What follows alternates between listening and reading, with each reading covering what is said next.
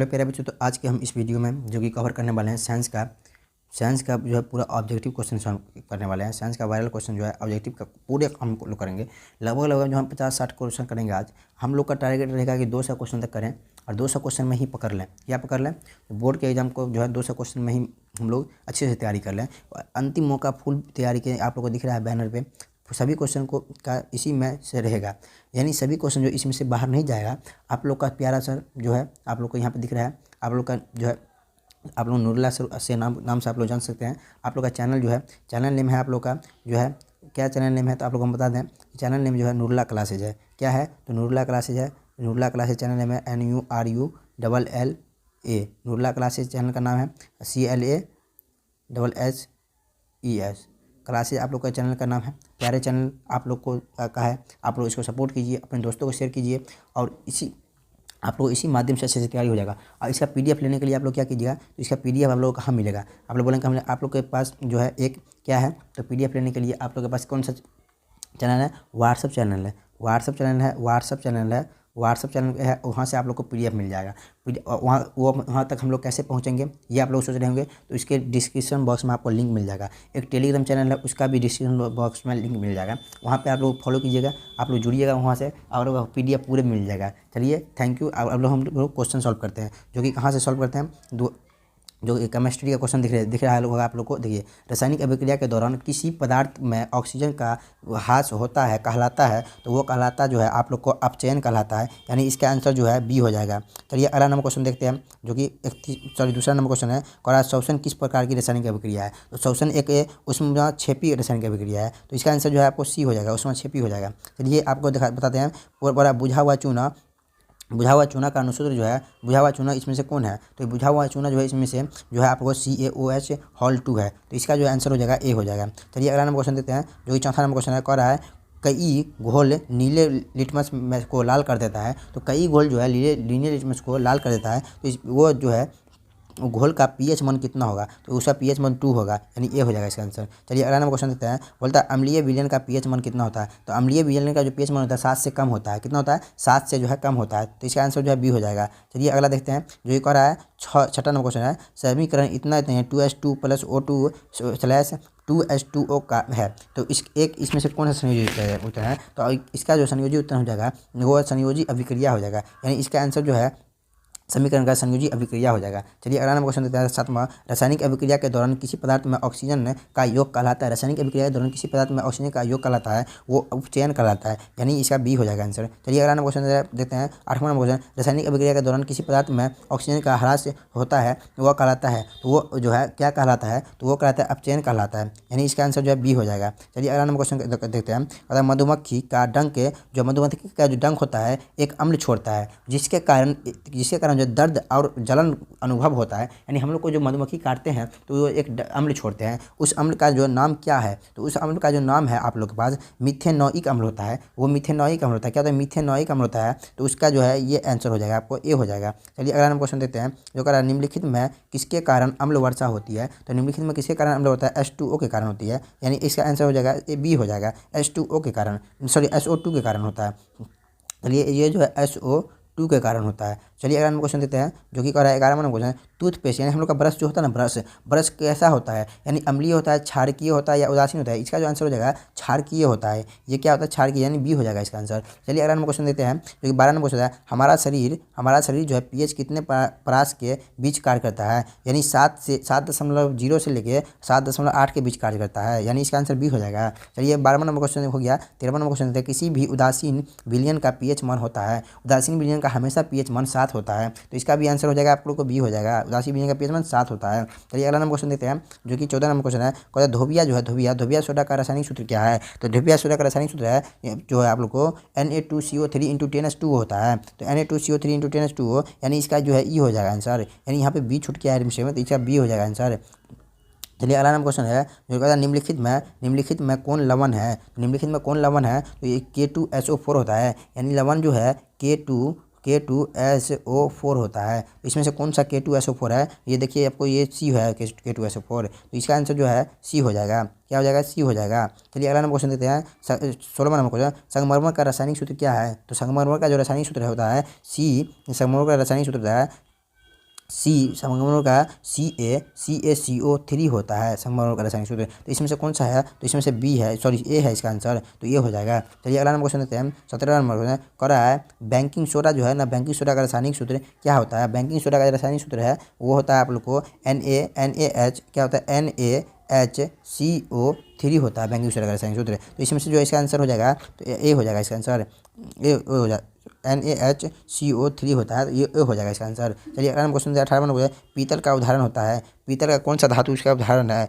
पीतल किस धातु का उदाहरण है, तो पीतल जो है मिश्र धातु का उदाहरण शायद होता है। तो पीतल जो है मिश्र धातु का उदाहरण होता है, इसमें से जो है इसका आंसर सी हो जाएगा। चलिए अगला नंबर क्वेश्चन देते हैं जो एक है लोहा को जिंक से लेपित करने की क्रिया को कहते हैं। लोहा को जिंक से लेपित करने की क्रिया को कहते हैं गैल्वेनीकरण कहते हैं। तो इसका बी हो जाएगा इसका आंसर। चलिए अगला क्वेश्चन कहते हैं निम्नलिखित में कौन सहसंयोजी यौगिक है। तो निम्नलिखित में कौन सहसंयोजी यौगिक है, CH4 है, CH4 है। इसका आंसर जो है आपको बी हो जाएगा, सॉरी बी नहीं ए हो जाएगा इसका आंसर, CH4 हो जाएगा, CH4। चलिए अगला क्वेश्चन देखते हैं जो कि कह रहा है इथेन के एक अणु में कितने सहसंयोजी बंध पाए जाते हैं। तो इथेन के एक अणु में 7 सहसंयोजी बंध पाए जाते हैं। तो इसका आंसर डी हो जाएगा। चलिए अगला क्वेश्चन कहते हैं ऑक्सीजन के दो परमाणुओं के बीच कितने अबंध पाए जाते हैं। ऑक्सीजन के दो परमाणुओं के बीच कितने अबंध पाए जाते हैं। तो इसका 2 अबंध पाए जाते हैं, शायद बी हो जाएगा आंसर। चलिए अगला नंबर क्वेश्चन देते हैं 23 नंबर क्वेश्चन कह रहा है कौन सा हाइड्रोकार्बन सबसे रसल यौगिक है। कौन सा हाइड्रोकार्बन सबसे रसल यौगिक है, तो इसका आंसर होता है मीथेन, यानी मीथेन सबसे रसल यौगिक है। चलिए अगला नंबर क्वेश्चन देते हैं नाइट्रोजन अणु में कितने सहसंयोजी बंधन होते हैं। नाइट्रोजन अणु में कितने सहसंयोजी बंधन होते हैं, तो उसका जो होता है 3 होते हैं। तो इसका डी हो जाएगा आंसर। चलिए अगला नंबर क्वेश्चन देते हैं निम्न में से कौन असंतृप्त हाइड्रोकार्बन है। तो निम्न में से कौन असंतृप्त हाइड्रोकार्बन है, तो वो जो है वो आपको C2H4 होता है, यानी C2H4 होता है। तो इसमें C2H4 कौन सा है, सी है इसका आंसर, तो सी हो जाएगा। चलिए अगर हम क्वेश्चन है CnH2n निम्नलिखित में किसका सामान्य सूत्र है। तो CnH2n जो है निम्नलिखित में से किसका सामान्य सूत्र है, तो वो है एल्किन का। तो एल्किन इसमें से कौन सा है, बी है, तो इसका एल्किन मतलब बी हो जाएगा इसका आंसर, इसका जो है बी हो जाएगा। चलिए अगर हम क्वेश्चन देते हैं 27 नंबर क्वेश्चन करा निम्नलिखित में कौन असंतृप्त हाइड्रोकार्बन है। निम्नलिखित में कौन असंतृप्त हाइड्रोकार्बन है, तो वो जो है उसका एथीन हो जाएगा, एथीन हो जाएगा इसका आंसर। चलिए अगला नंबर क्वेश्चन देते हैं करा COOH अभिक्रियाशील मूलक को क्या कहते हैं। COOH अभिक्रियाशील मूलक को क्या कहते हैं, तो उसको क्या कहते हैं, हम लोग अम्ल कहते हैं, क्या कहते हैं, अम्ल कहते हैं। इसका जो है आंसर सी हो जाएगा। चलिए हम लोग अगला देते हैं 29 नंबर क्वेश्चन कह रहा है वनस्पति तेलों में होती है। वनस्पति कौन कौन सी श्रृंखला होती है तेलों में, तो इसमें जो है आपको क्या होती है, लंबी असंतृप्त, क्या होती है, लंबी असंतृप्त हाइड्रोकार्बन श्रृंखला होती है, यानी इसका बी हो जाएगा आंसर। चलिए अगर हम पूछते हैं आधुनिक आवर्त सारणी में वर्गों की संख्या कितनी होती है। तो आधुनिक वर्ग सारणी में वर्गों की संख्या कितनी होती है, तो वो 18 होती है, 18 यानी बी हो जाएगा इसका आंसर। चलिए अगर हम क्वेश्चन देते हैं बोल रहा है पीत रस कहाँ स्रावित होती है। पीत रक्त जो है कहाँ स्रावित होती है, तो वो जो है यकृत में स्रावित होती है, यकृत में स्रावित होती है, यानी ये हो जाएगा इसका आंसर। चलिए अगर हम क्वेश्चन है रंध्र मुख्यतः पाए जाते हैं। रंध्र जो है किस में पाए जाते हैं, तो रंध्र जो है आपको पत्तियों में पाए जाते हैं, पत्तियों में पाए जाते हैं, इसका आंसर बी हो जाएगा। चलिए अगर हम क्वेश्चन देते हैं जो कह रहा है कृमि रूप परिशेषिका किसका हिस्सा है। कृमि रूप परिशेषिका किसका हिस्सा है, तो ये जो है इसका यानी आहार नाल का हिस्सा है, किसका हिस्सा, आहार नाल का, यानी ये हो जाएगा इसका आंसर। चलिए अगर मुझे प्रकाश संश्लेषण की किस प्रकाश अभिक्रिया होती है। प्रकाश संश्लेषण की प्रकाश अभिक्रिया कहाँ होती है, तो किसमें होती है, तो इसका जो है आपको क्लोरोप्लास्ट के ग्रान में होती है, क्लोरोप्लास्ट के ग्रान में होती है, इसका आंसर बी हो जाएगा। चलिए अगला नंबर क्वेश्चन करते हैं निम्न में सबसे तेज धड़कन किसका होता है। सबसे तेज धड़कन जो है मनुष्य का तो नहीं होता है, हाथी का भी नहीं होता है, चूहा, हाँ चूहा का सबसे तेज होता है, हेल का तो नहीं पता, लेकिन चूहा का सबसे तेज धड़कन होता है। चलिए अगला नंबर क्वेश्चन देखते हैं जो बोलता है फ्लोएम उत्तकों द्वारा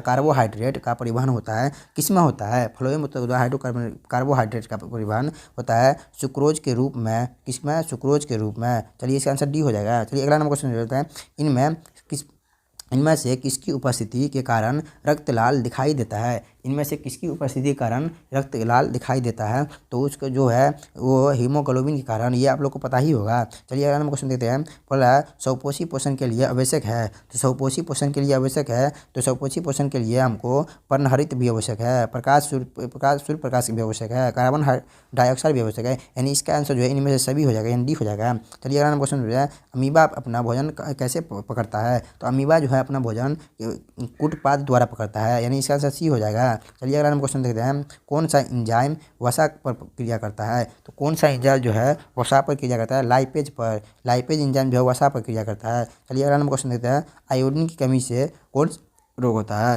तो आयोडीन की कमी से आप लोग को पता होगा घेगा रोग होता है, यानी आयोडीन की कमी से जो है घेगा रोग होता है। तो अगला नंबर क्वेश्चन देते हैं। 42 नंबर क्वेश्चन कह रहा है किशोरावस्था में होने वाले शारीरिक परिवर्तन का कारण है, किशोरावस्था में होने वाले शारीरिक परिवर्तन का कारण जो है आपको इसमें से टेस्टोस्टेरोन भी होता है, यानी इसका आंसर ए भी है, और एस्ट्रोजन भी है, तो यानी इसका आंसर हो जाएगा डी हो जाएगा, ए बी दोनों हो जाएगा। चलिए अगला क्वेश्चन होता है। रक्त में शर्करा का स्तर नियंत्रित करता है, रक्त में कौन शर्करा का स्तर नियंत्रित करता है, तो वो जो है प्रोजेस्टेरोन होता है, यानी इसका आंसर जो है सी हो जाएगा, प्रोजेस्टेरोन होता है। चलिए अगला क्वेश्चन है। एंड्रोजन है, एंड्रोजन कौन सा है इसमें से, तो एंड्रोजन जो है इसमें मादा हार्मोन होगा, एंड्रोजन जो है कौन सा होगा इसमें से, तो मादा हार्मोन होगा। एंड्रोजन नर हार्मोन या मादा हार्मोन, तो इसमें जो है हम मेरे ख्याल से नर हार्मोन ही होना चाहिए, एंड्रोजन कौन सा नर हार्मोन होना चाहिए, तो एंड्रोजन का आंसर हो जाएगा नर हार्मोन। चलिए अगला नंबर जो है टेस्टोस्टेरोन स्रावित होता है, टेस्टोस्टेरोन जो है स्रावित होता है किसमें, तो वृषण में होता है, किसमें वृषण में होता है। चलिए अगला नंबर क्वेश्चन देखते हैं। जो कवक में पोषण की कौन सी विधि पाई जाती है, कवक में पोषण की कौन सी विधि पाई जाती है, मृतजीवी विधि पाई जाती है, मृतजीवी। चलिए अगला क्वेश्चन देखते हैं। निम्नलिखित में कौन सा एक उभयलिंग जंतु है, तो निम्नलिखित में से कौन सा एक उभयलिंग जंतु है, तो केचुआ जो है उभयलिंग जंतु है, तो इसका आंसर ए हो जाएगा। चलिए अगला क्वेश्चन 48 नंबर जो है। गवाइटर अथवा घेगा पनपता है, गवाइटर अथवा घेगा किससे पनपता है, तो यह आयोडीन की कमी से होगा, इसका क्या हो जाएगा 48 का, आयोडीन की कमी, यानी हो जाएगा बी हो जाएगा, इसका आंसर बी हो जाएगा। चलिए अगला क्वेश्चन देखते हैं। भोजन का पाचन किस प्रकार की अभिक्रिया है, तो भोजन का पाचन जो है उपचयन अभिक्रिया है, यानी ये इसका सी हो जाएगा आंसर। चलिए अगला क्वेश्चन देखते हैं। डी 50 जो ऑक्सीजन का वाहक कौन है, ऑक्सीजन का वाहक जो है WBC नहीं है, ये भी नहीं है, लसिका भी नहीं है, यानी इसका जो है RBC हो जाएगा, यानी इसका आंसर सी हो जाएगा। चलिए हम लोगों ने 50 क्वेश्चन किए हैं, इसके आगे हम लोग 50 और करेंगे, यानी हम लोग 2 से बारी बारी से कर लेंगे। चलिए आप लोग अपने दोस्तों को शेयर कीजिए, आप लोग चैनल को सब्सक्राइब कीजिए। थैंक यू, धन्यवाद। आज हम यहीं पर समाप्त करते हैं।